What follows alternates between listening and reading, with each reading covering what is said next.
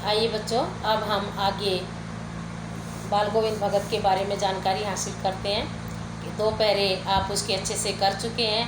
पहले में बताया गया था उनकी वेशभूषा के बारे में, व्यक्तित्व के बारे में।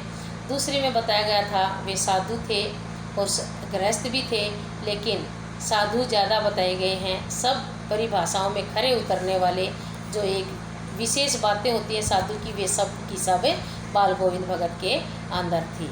लेकिन लेखक आगे क्या कहना चाहता है कि मुझे तो उनका गाना बजाना सबसे अच्छा लगता था। ये बात लेखक इस पाठ में बताने की कोशिश करते हैं।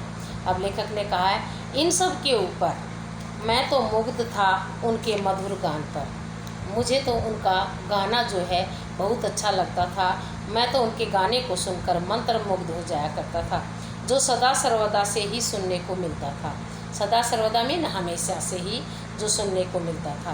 कबीर के वे सीधे साधे पद उनके कंठ से निकलकर सजीव हो उठते। कबीर के पद वो गाया करते थे, और जब कबीर के पदों को वो गाते थे तो ऐसा लगता था जैसे कबीर साहब जीवित होकर के ये सब गा रहे हैं। आषाढ़ की एक बार की बात बताई लेखक ने यहाँ पर। आषाढ़ का महीना था, बारिश हो रही थी। आषाढ़ की रिमझिम है, बारिश हो रही है। समूचा गांव खेतों में उतर पड़ा है कि पूरा का पूरा गांव जब बारिश होती है तो लोग खेतों में जाते हैं, अपनी खेती बाड़ी संभालते हैं। हाँ, कहीं हल चल रहे हैं, कहीं रोपनी हो रही है। रोपनी का मतलब है बेटा वो धान के पौधे लगाना, रोपना। रोपनी हो रही है। धान के पानी भरे खेतों में बच्चे उछल कूद रहे हैं। औरतें कलेवा लेकर मेड़ पर बैठी हैं। सुबह का जो भोजन लेकर के औरतें खेत में जाती हैं, नाश्ता लेकर, कलेवा मीन नाश्ता लेकर, और मेड़ मीन डोले पर बैठी हैं। आसमान बादल से घिरा, बरसात का मौसम है, आसमान में अब बादल ही बादल हैं। धूप का नाम नहीं है। ठंडी पुरवाई चल रही है। पुरवाई मीन पूर्व दिशा से आने वाली हवा। ऐसे ही समय उनके कानों में एक सवर तरंग झनकार कर उठी। लेखक ने बताया, जब ऐसा माहौल था उस समय एकदम एक गाने की आवाज़ सुनने को मिली। एक सवर की तरंग मेरी तरफ आई। ये क्या है, ये कौन है, ये पूछना नहीं पड़ेगा।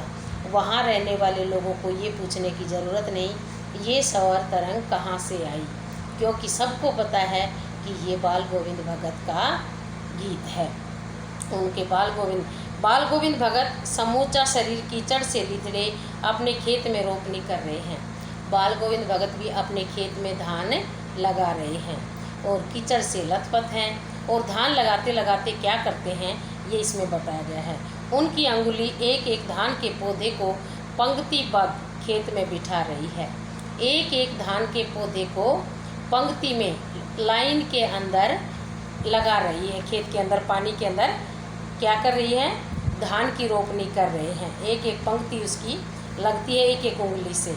उनका कंठ एक एक शब्द को संगीत के जीने पर चढ़ाकर कुछ को ऊपर स्वर्ग की ओर भेज रहा है और कुछ को पृथ्वी की मिट्टी पर खड़े लोगों के कानों की ओर। और उस समय जब बाल गोविंद भगत रोपनी करते समय गीत गाते हैं तो क्या होता है, कुछ तो उसकी आवाज़ आसमान की तरफ जाती है और कुछ साथ में काम कर रहे इधर उधर खेतों में लोगों की तरफ सुनाई पड़ती है।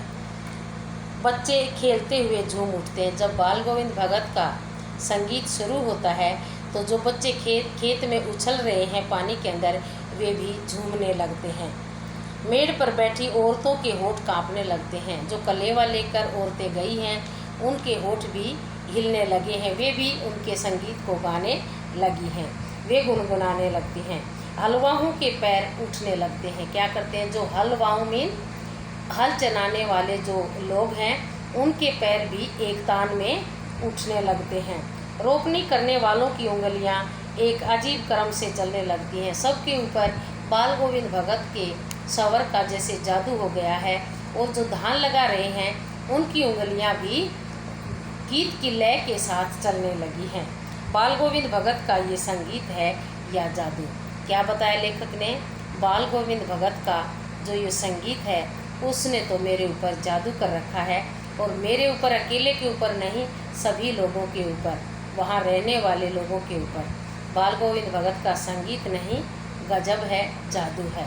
बेटा ये बाल गोविंद भगत के संगीत की विशेषताएं थी इस पैरे के अंदर।